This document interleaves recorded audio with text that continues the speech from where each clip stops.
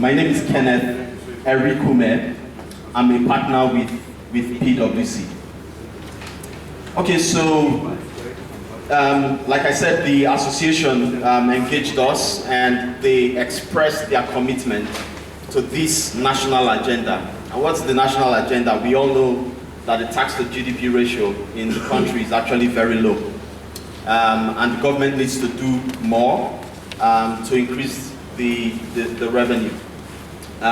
They also want to work with the government as much as they can in a collaborative way. However, they wanted a technical position from an objective perspective to consider whether they should plug into this initiative from a legal perspective and also from a practical perspective.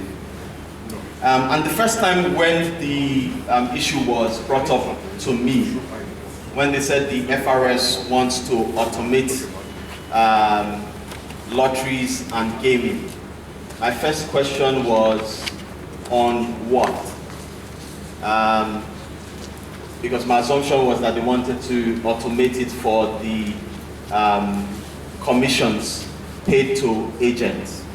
But I was surprised as a professional when it was mentioned that it was on stakes. And for us as PwC, that created a bit of concern, because we can't, as objective professionals, advise our clients to comply with something which, based on the law, is not the position.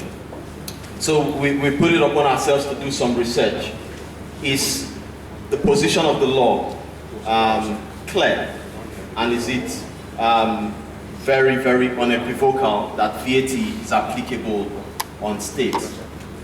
So based on the Value Added Tax Act, Section 2 of the VAT Act, it actually says that VAT is chargeable on the supply of goods and services. So the first thing is that for VAT to apply, it must be a supply, right? So a supply must happen. And then the second thing is that it must be on goods or services, except it is specifically exempted in the schedule.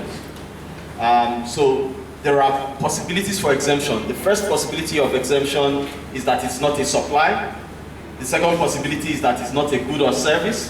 The third possibility for an exemption is if it's not in the schedule.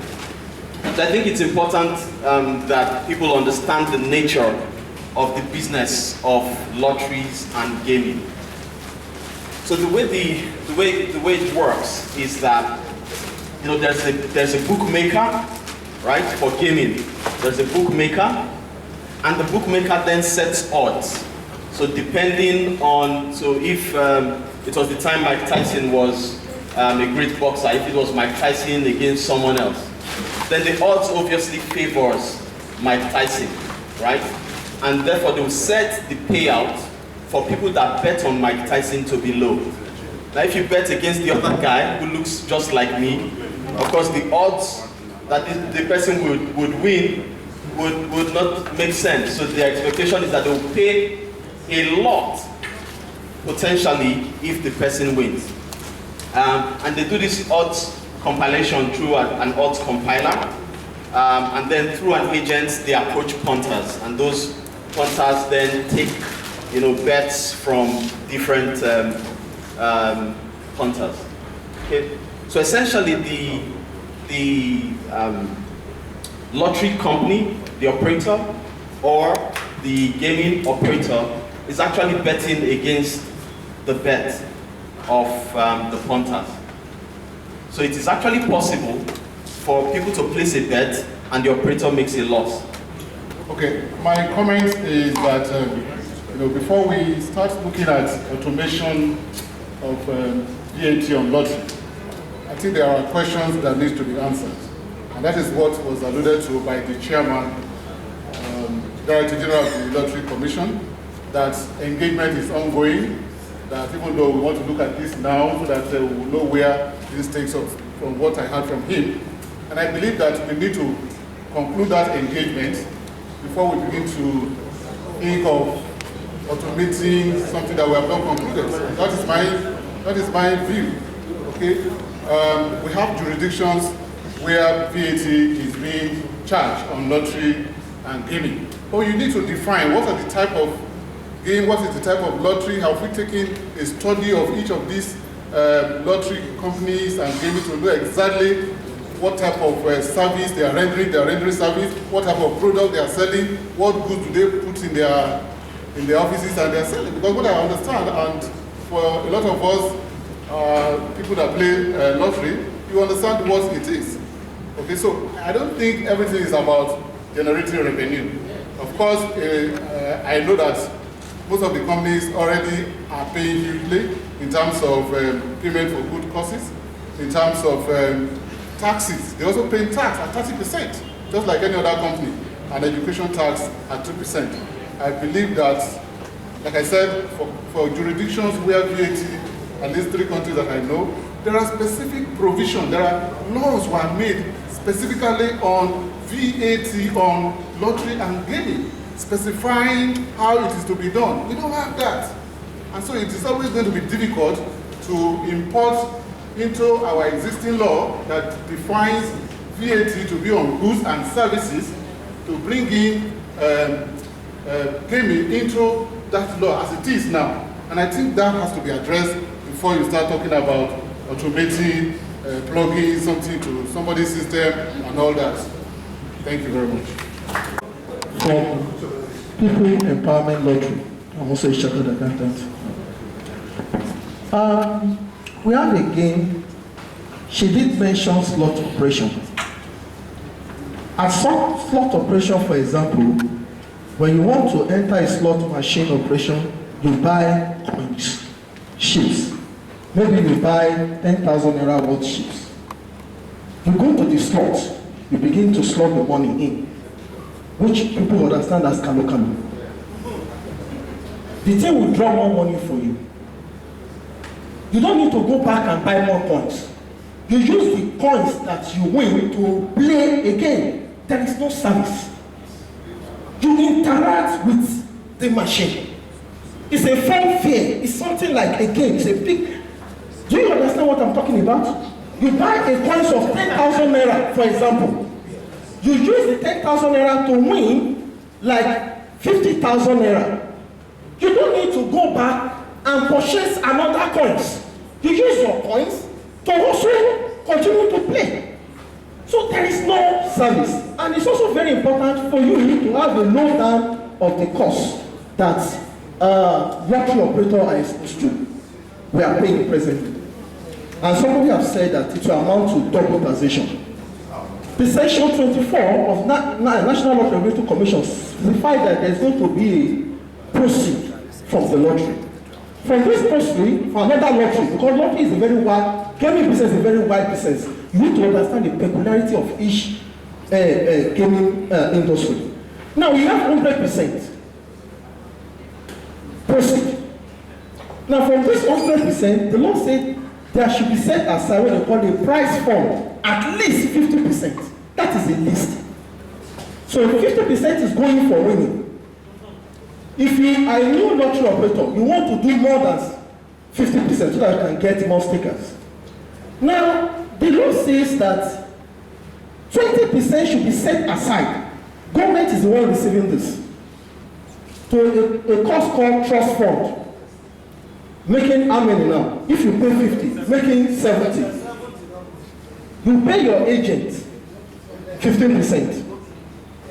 You pay the software company, depend on the amount of percentage you have agreed on. We have been shouting on the issue of multiple regulation. That you do with the National Lottery Organization. That is a national license. Then you come to states like Lagos, you pay another how many percentage? 10%. You go to a place like Benin, like it has already been cited and in line with the National Lottery Policy Act 1993. The state will tell you that they have the right. In Benin, you pay advance taxation. They call it advance taxation. 1 million naira. You pay monthly taxation. 15,000 naira. You also obtain license. I mean, And we are talking about, like it has been said, we cannot give it our own interpretation that it's a deemed services. For somebody that is playing stock machine, you know what is rendering any service to him? And if you are charging 5% on the what he used to buy, what about the points that he won and he was using it to pay by on himself? Please, like it has been said, there is no need. We don't need this now. We need to understand, and you need to get us along, understand the fundamental issue. And I'm very happy that somebody from audit is here. Because at the time when they come for audit, when we present all this cost to them, they will say it is allowed.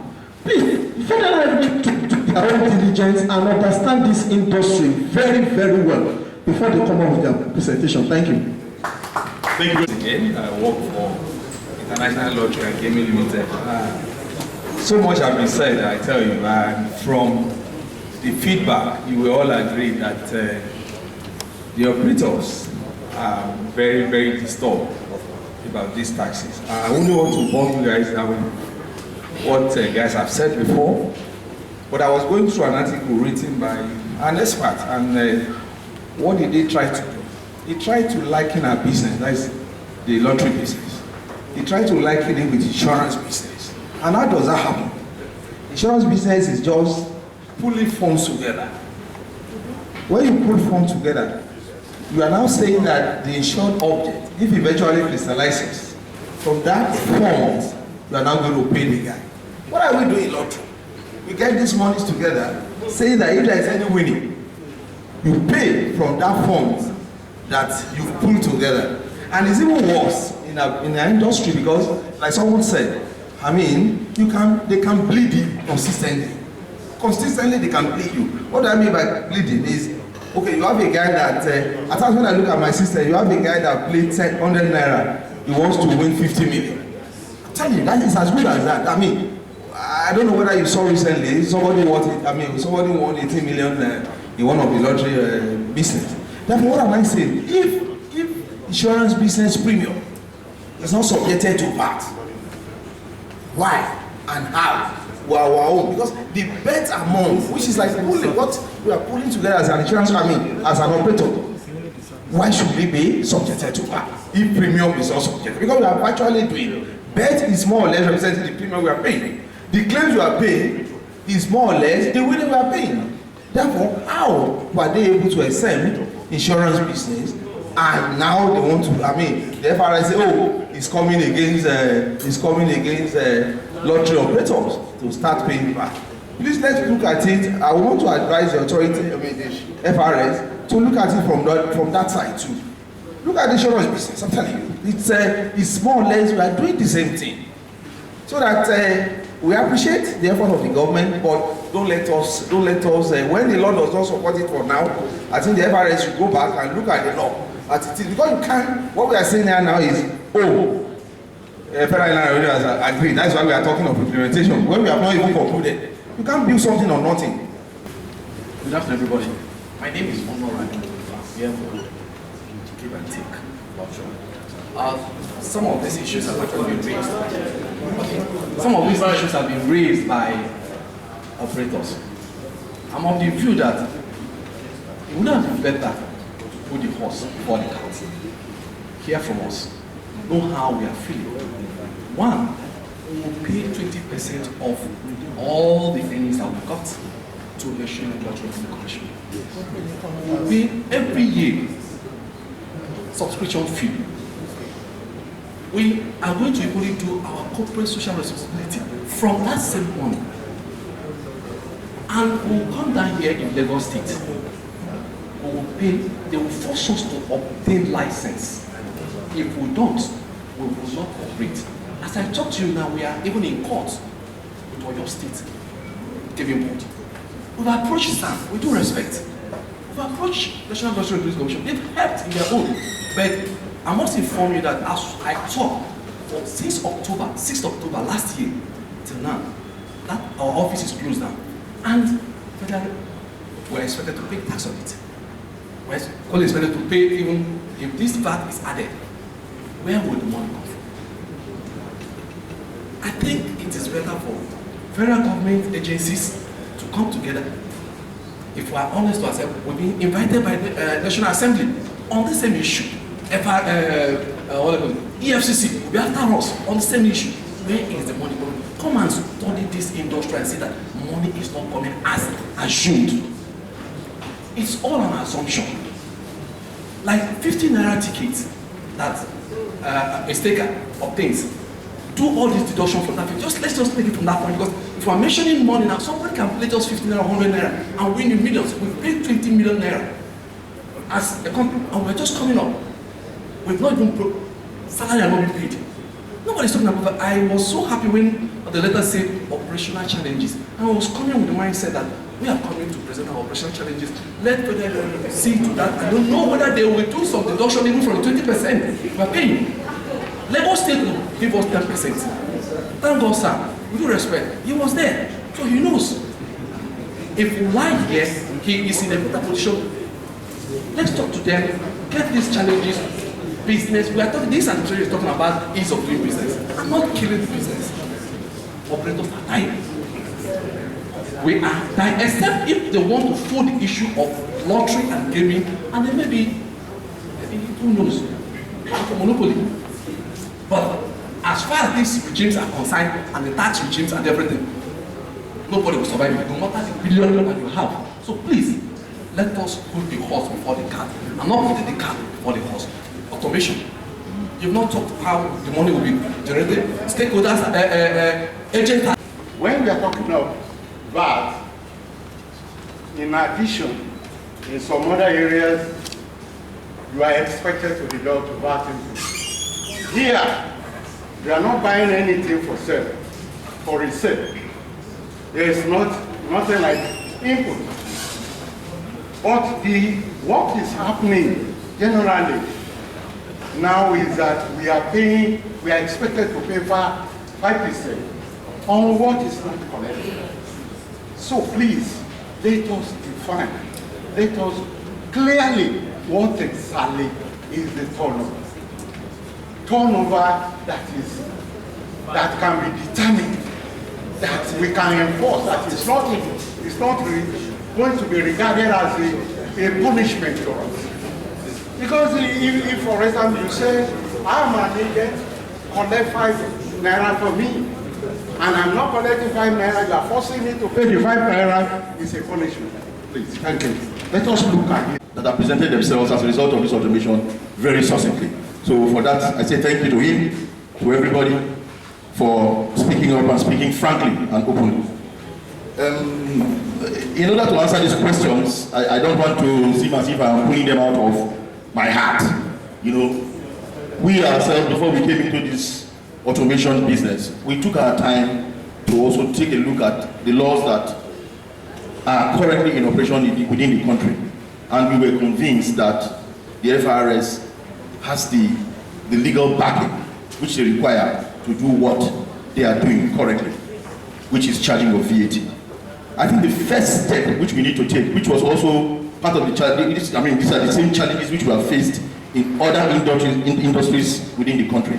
The first step is to actually understand who pays VAT.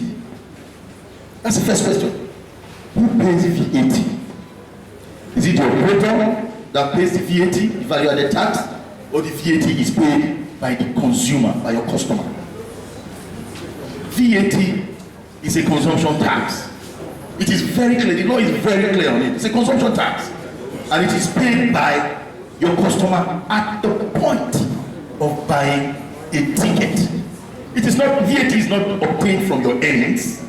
VAT is not obtained from your general overhead dealings and transactions. No!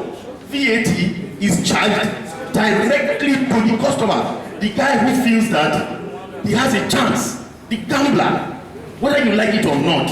Sport betting, I've heard some people call it an investment. Sport betting, lottery, is gambling. You have in your own wisdom, you have looked at it, you have checked the odds in your brain and told yourself that you can beat the system. So you take your 100 naira, your hard-earned 100 naira, and you go to a slot machine and you put it in to buy tickets to play a game. And the law is simply saying, if you can bring out 100 naira to play to bet, give us 5 naira. That's what the law is saying. The law is not asking you to come and start doing your tax again or doing double taxation to you. No, that's what the law is saying. This gentleman who can bring out 100 naira to do a bet or 5 naira to do a bet, you can pay us 5% of that 5 naira, 0.5 naira. Yeah, let me also tell us that the mission of FIRS is to deliver quality service to taxpayers in partnership with other stakeholders. So who are the stakeholders here? Are you a stakeholder here? Can I see your hand here? Yes. Every one of us is a stakeholder. Have you been engaged? Yes. So that is very important, and I'm glad to also say that we have agreed, haven't we? Agree on what? We disagreed, right? And we have agreed to what? Engage further. Engage further. You have said it. So I believe we're in order, right? Can you clap for FIRS? Thank you very much.